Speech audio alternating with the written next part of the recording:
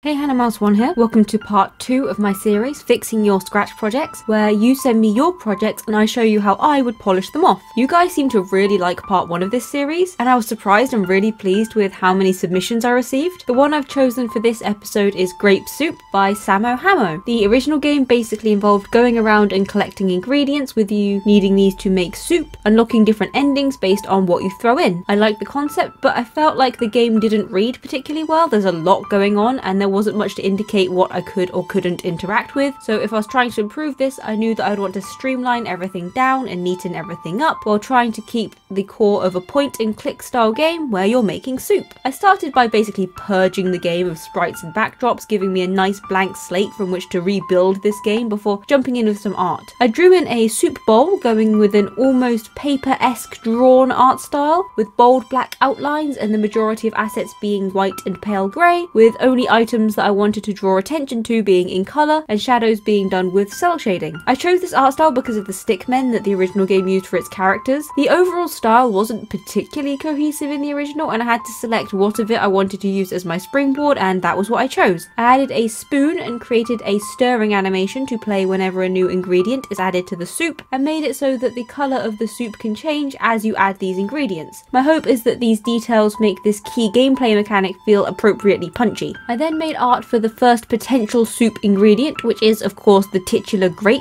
For this I coloured the main fruit part in a bright purple, as that is the part of the sprite that I wanted attention drawn to, and I left the stem in white with a grey shadow. I made one version of the fruit whole and one with some of the grapes picked once you've collected the ingredient. I then coded it so that the grape spawns in and so that you can click it to add it to an inventory list. But having it in a list is all well and good, but I needed UI to display everything that you had collected. So I made this, creating a row of 5 squares that will act as a hotbar with arrows that will allow you to scroll through your items if you have more than the hotbar is able to display. Once I had that displaying as I wanted, I created an icon for the purple grape item and made a clone of these for each square on the hotbar. I made it so that the item hides if the inventory list is too short for it to be needed, and otherwise switches to the costume of whatever item it represents. I also decided to recolour the picked grape sprite to be entirely white and to remove the poppy mouse over effect from the sprite if the item is already in your inventory, to make it clearer that you've completed the interaction with the item and it no longer requires your attention. Then I made it so that you can drag an ingredient from the inventory to the bowl in order to add it to the soup. When this happens, the soup changes colour to reflect the ingredient and it plays the stirring animation. I created a sprite for an offer button which will allow you to submit your created soup, and I coded this so that it appears if there's at least one ingredient in the soup, giving it a little mouse over effect for some juicy punch. I then sorted what happens when you offer up your soup, making it so that it simply fades to black. For certain soups, the first time you make them, it will play a short cutscene to progress the plot. And for this, I needed to create a sprite for the first character in the game, the Grape God. I based his design loosely on the Greek god Dionysus, crossed with some Hindu god aesthetics, with a bit of Lovecraftian deity thrown in for good measure. He's a real mashup of designs. And once I had him drawn and coloured, I had to make sprites for all of his dialogue boxes. I drew in the letters by hand to make sure that they fit the art style for my game in a way that none of the default fonts would. The first cutscene comes with access to a kitchen area, creating a sense of expansion and progress, so the dialogue had to reflect that. And with all that created, I coded it so that the dialogue appears, waits until the player clicks, and then fades out and in again with the next costume. I also made a screen for if the player resubmits Grape Soup after the cutscene has already played, as well as one for if the type of soup isn't recognised by the game, so if the player just adds a random combination of the ingredients that don't go together. This is called Strange Soup, and I programmed it so that the appropriate screen and cutscene appear based on what is in the soup. And then it was just expanding these features with more ingredients, more rooms, more soups.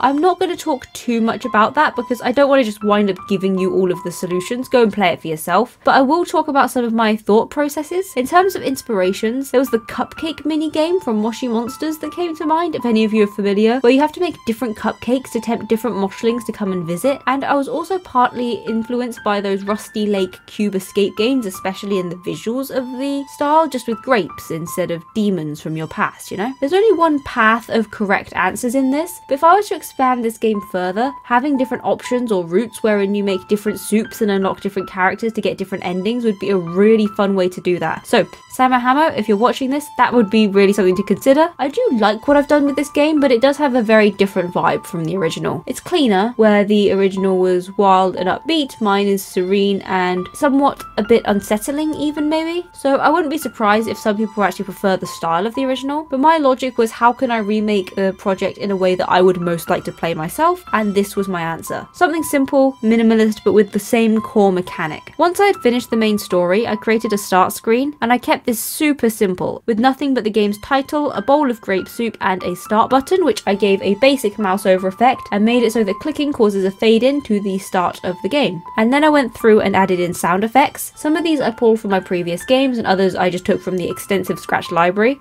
I used paper sounds from going to new areas, almost like you're turning a page in a book to go with the paper-esque aesthetic of the art, and I added various pops and clicks for whenever you mouse over or click different items and buttons, just for a bit of extra satisfaction. And then onto music, which, as many of you watching will know, is not really my forte. There was music in the original version, but A, I don't really know the copyright status of it, so didn't want to use it in my game, and B, given the complete tonal overhaul, the upbeat rocky music no longer fit at all. The new track is an echoey, unsettling violin and piano line in a way that's a bit haunting, as you, the player, sink deeper and deeper into the grape god's cultish grasp. And after creating a super simple thumbnail with the title and soup image from the start page, I got the project shared. I really hope you like it, although like I said, I'm sure that some of you might actually prefer the bright assault on your senses upbeatness of the original more than mine's peaceful serenity. Personally, I think that my version is a lot more playable and cohesive, and if you'd like to see your project made over in this series, submit it using the form in the description down below. And apart from that, thanks for watching. I hope you enjoyed this video. Like and subscribe if you did, it lets me know there's something more of. Join the Discord, link down below, and I'll see you next week with another video. Bye!